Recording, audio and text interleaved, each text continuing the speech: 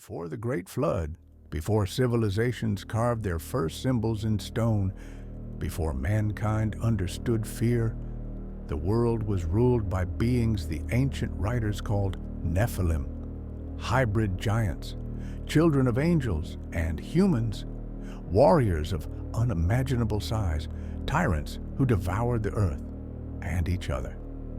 Today, their ruins are lost, their bones have vanished, their names survive only in fragments: the Rephaim, the Anakim, the Gibberim, shadowy echoes of a race that should never have existed.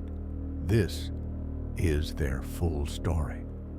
Before we can understand the Nephilim, we must understand the world that birthed them. Genesis describes a human race that had begun multiplying rapidly. Civilization was growing, and with growth came corruption. But the Book of Jubilees adds more detail. It describes a world spiraling into violence, sorcery, and forbidden knowledge. Humans were drifting further from the Creator, and the spiritual realm was watching. This is the moment when a group of divine beings made a catastrophic decision. According to 1st Enoch, 200 watchers, powerful spiritual beings created to oversee mankind, gazed upon human women and became overwhelmed with desire. Their leader, Zamzummim, gathered them together on Mount Hermon and proposed a rebellion, not against heaven, but against the order of creation itself.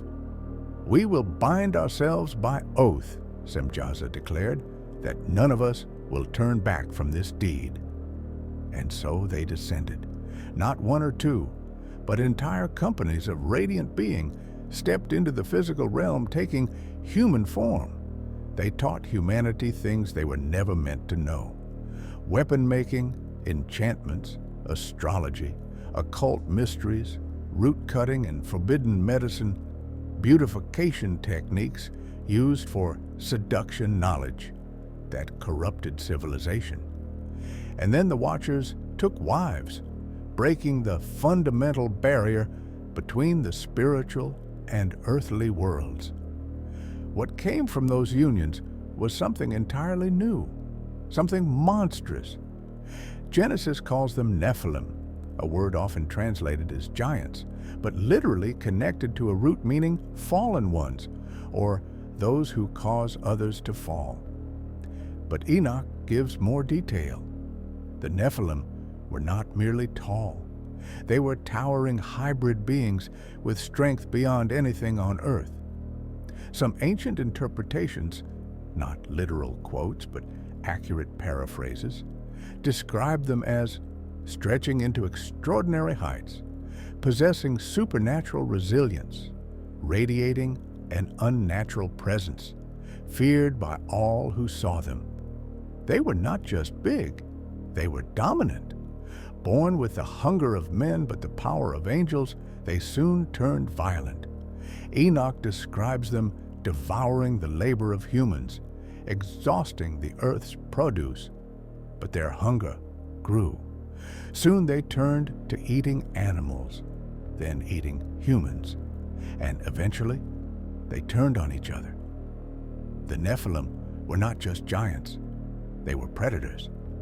Though the Bible gives few details, ancient Jewish writings say the Nephilim began ruling tribes and territories. Their offspring, sometimes called Gibberim, meaning mighty ones, became the ancient world's first tyrants and warlords. But here's where it gets interesting. Many ancient cultures describe immense early kings or demigods who match the Nephilim pattern. Mesopotamian texts speak of rulers who lived before the flood. Ugaritic myths reference the Refaim as powerful ancestral spirits. Sumerian king lists describe pre-flood kings with impossibly long reigns. These parallels don't prove the Nephilim existed, but they show that many civilizations preserved memories of giant rulers or hybrid gods walking the earth. The world was becoming a playground for these monstrous beings, and heaven had seen enough. According to Enoch, the cries of humanity reached the heavens. The earth was bleeding, civilization was collapsing, corruption had reached its limit. So the Creator issued a decree. The Watchers would be punished. Their hybrid children, the Nephilim, would be destroyed. A great flood was coming, but before the waters came, something else occurred, something rarely discussed, yet deeply significant. Enoch says the Nephilim, realizing their impending doom, turned against the Watchers. The hybrids begged Enoch to intercede for them, but the answer was not mercy. Their bodies would die in the flood, but their spirits would remain on earth as disembodied beings, what ancient texts later referred to as evil spirits. This is where some traditions link the origin of demons to the spirits of the Nephilim. Again, this is not doctrine, but it is the ancient explanation found in the Book of Enoch. And then the judgment came. Genesis simply states it. In those days and afterward, meaning the giants lived before the flood, but somehow also after. The flood wiped out the Watcher bloodline, but somehow the giant phenomenon returned. How? There are three ancient explanations. 1. Some Watchers descended again after the flood, a view supported in some interpretations of Enoch. 2. One of Noah's sons' wives carried dormant genetic traits, a theory hinted at in some Jewish sources. 3. Other spiritual beings repeated the sin of the Watchers, a minority ancient view. Whichever explanation is correct, the result is the same. After the flood, the giants came back, and this time they appear by name. The flood changed the world, but it did not erase the memory of the giants, and somehow it did not erase their bloodline. Genesis 6 contains a haunting phrase. The Nephilim were on the earth in those days, and also afterward.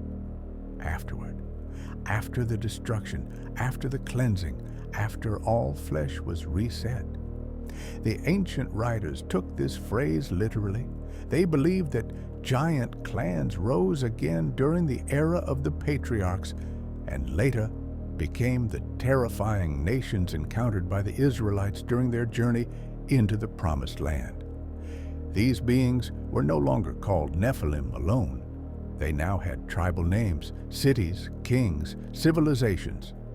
Names etched into Scripture: Rephaim, Anakim, Emim, Zamzummim, Amorite giants, Og of Bashan, the sons of Anak. These were not myths to the ancients. They were real nations, real enemies, real fears, and their descriptions matched the ancient memory of the pre-flood giants. Among the post-flood giants, few were as feared as the Anakim. The name Anak may be connected to an ancient Semitic root meaning long-necked or tall, stately. In other words, beings towering above men. The spies sent by Moses into Canaan described them in trembling words. We saw the giants there, the sons of Anak, and we were like grasshoppers in our own sight. This comparison is not poetic exaggeration. It reflects the visceral shock of seeing warriors of extreme height and presence. Ancient Jewish oral tradition claims the Anakim possessed extreme stature, immense strength, a commanding presence like the sons of gods, fortified city-states built on elevated terrain. The Anakim were not isolated giants. They were a giant aristocracy ruling major territories, and their most famous stronghold was Hebron, one of the oldest cities on earth. This detail matters because Hebron is mentioned in Egyptian records as a city linked with towering warrior elites. Thus, the Anakim represent one of the clearest biblical examples of the Nephilim legacy. The most mysterious giant group is the Refaim. Their name appears nearly 20 times in the Old Testament, but their identity is shadowy. The word Rephaim can mean giants, literal descendants of ancient hybrids, mighty dead, ancestral spirits in ancient Canaanite texts. A noble class of departed rulers, ancient Ugaritic tablets describe the Rapha as kings of old, mighty ones summoned from the underworld. This matches the biblical association of Refaim with ancient warrior kings, long-dead giants, supernatural fear. Deuteronomy calls the Refaim a people strong and many, tall as the Anakim. Joshua states they were driven out, but not exterminated. Parts of their bloodline fled into the remote northern territories. Some traditions link them with ancient clans east of the Jordan in Bashan and the Haran region. Their most famous king was a giant named Og. Og of Bashan is the most vividly documented giant in Scripture. He is described as the last survivor of the Rephaim kings, ruling a vast region east of the Jordan River, known for massive stone cities. The Bible goes out of its way to emphasize his size. It describes his bed as 9 cubits long and 4 cubits wide, which translates to roughly 13.5 feet by 6 feet. This was not a decorative palace item. This was his bed, a bed designed for a giant king. But the real mystery is his territory, Bashan. Bashan is filled with ancient dolmens, megalithic structures, massive basalt fortresses, circular stone complexes, including the famous Rujm el-Hiri. Archaeologists are still unsure how these structures were built or who built them. Ancient Jewish tradition claimed the Rephaim constructed them, or at least inhabited them. Og ruled this region with iron authority, and the scriptures imply he was a formidable warrior. His defeat by Moses was seen as one of the greatest victories of Israel's early history, not because of military difficulty alone, but because they had defeated a giant monarch, a relic of the antediluvian age. Og is often considered the last titan of the old world, the final echo of the Watchers' rebellion. Deuteronomy 2 describes entire tribes of giants destroyed or displaced long before Israel arrived. These include 1. The Zamzummim, terrifying ones. The name suggests a people who caused dread. They were tall as the Anakim and inhabited the region of Ammon before being wiped out. 2. The Emim, the dreaded people. Ancient Moabites feared them deeply. They were also classified as Refaim, another branch of the giant nations. 3. Horites, Avim, and other pre-Israelite peoples. Various ancient groups wiped out by invading empires may have contained giant lineages. The Bible portrays Canaan not as a normal land, but as a last refuge of giant bloodlines, scattered and fragmented, but still powerful. One of the most overlooked details in Scripture is this: God describes the Amorites as unusually tall. In Amos 2:9, God says, "The Amorite was as tall as cedars and as strong as oaks." This is not metaphorical flattery. It is a divine comparison meant to emphasize literal height and strength. The Amorites were one of the major powers of Canaan and Mesopotamia. They built massive cities, ruled vast territories, and appear in inscriptions across the ancient world. Some scholars believe the Amorites included giant warrior castes or had inherited bloodlines linked to the Rephaim and Anakim. Even the name Amuru in Mesopotamian writings is associated with a mountain god, storms, enormous strength, ancient rulers. All of these reinforce the idea that giant clans were not isolated. They were deeply woven into the political landscape of the ancient Near East. Though direct descriptions are rare, we can reconstruct a picture of giant culture from scattered clues. 1. Warrior societies. Every reference points to giants being warriors, conquerors, or rulers. Their lives centered on strength, conquest, and dominance. 2. Fortified high cities. Biblical references associate giants with hill fortresses, walled cities, elevated territory. This aligns with ancient giant myths worldwide, where colossal beings build cities atop mountains. 3. Stone megaliths areas associated with giants.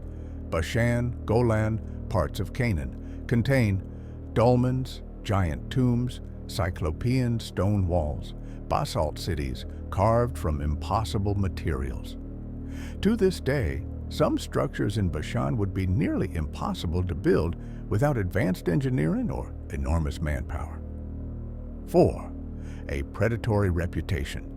Many ancient traditions echo in Enoch claim that giants consumed vast resources, oppressed humans, practiced violence, demanded tribute. They were not peaceful rulers, they were tyrants. One by one, the giant clans vanished from history. The Zamzummim were destroyed by the Ammonites. The Emim were wiped out by the Moabites. The Anakim were driven into the Philistine territory. The Rephaim decayed into scattered remnants. The last giant warlord, Og, fell at the hands of Moses. By the time of David, only isolated survivors remained. Goliath and his relatives. The age of giants had ended, but their memory had not. The most chilling part of the Nephilim story begins after the giants died. The Book of Enoch describes their destruction during the flood, but says their spirits were not allowed to enter heaven, nor were they permitted to rest in Sheol, because they were hybrids, not entirely human, not entirely angelic. Their souls were condemned to roam the earth. Enoch states, "The spirits of the giants shall be called evil spirits upon the earth, and they shall afflict, oppress, destroy, attack, do battle, and cause trouble. For they are the spirits of wickedness, born of the watchers and their flesh." In other words, the Nephilim became demons, not fallen angels, not rebellious spirits from heaven, but the restless, vengeful souls of the giant hybrids, bound to earth, disembodied, corrupted, violent. This solves a theological mystery. Why do demons desperately seek bodies? Why do they cling to physical form? Because they were born with bodies, towering, powerful bodies, and they were violently stripped of them. They crave what they once had. This interpretation is echoed in Book of Jubilees, early Christian theologians, rabbinic writings, Second Temple Jewish tradition. The giants didn't simply disappear. They became the world's oldest supernatural predators.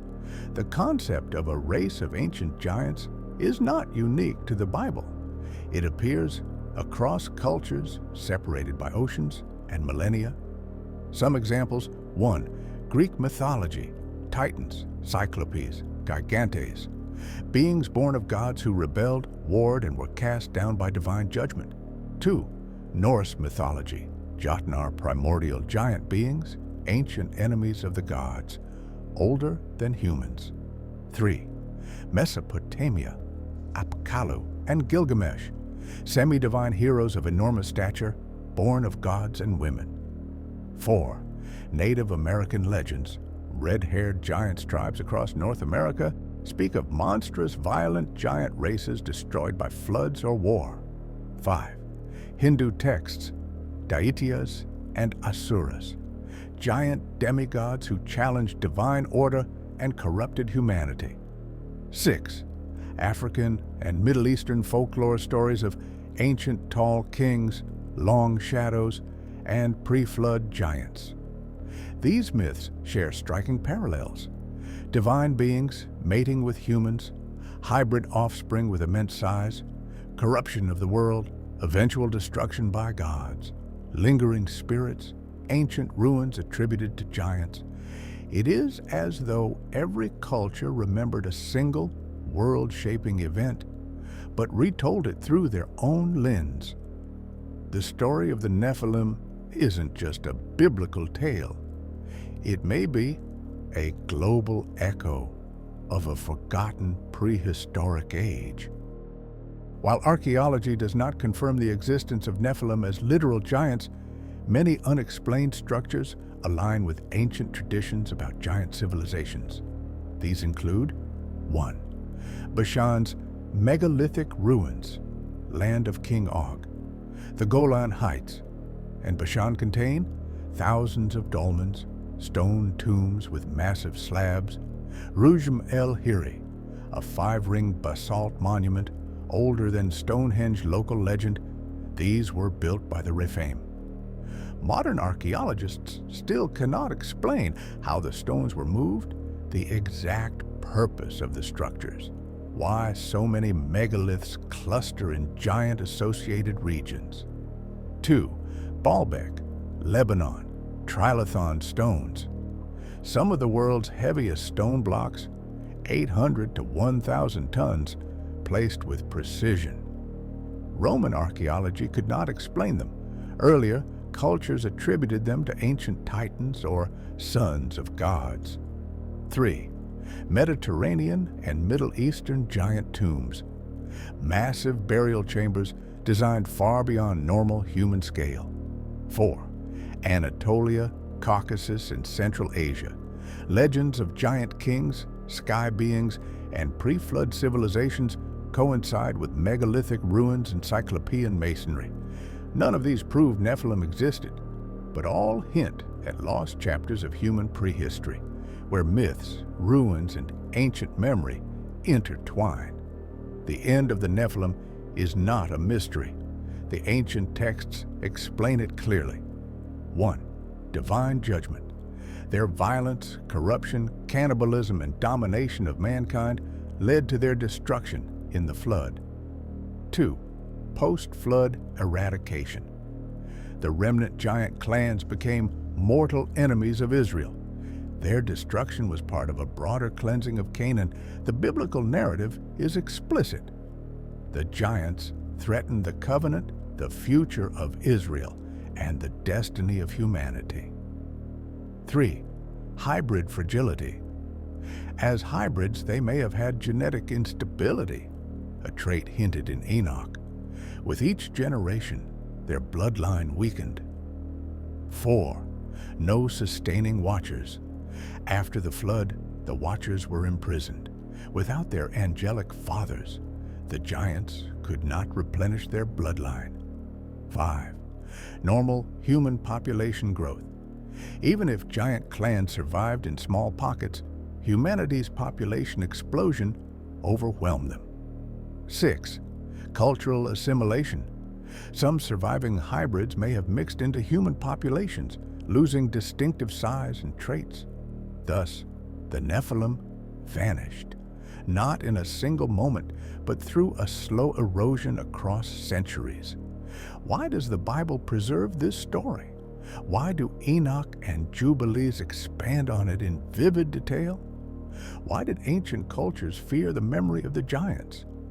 Because the Nephilim narrative reveals 1. A universe with spiritual boundaries. Certain lines must not be crossed, by humans or angels.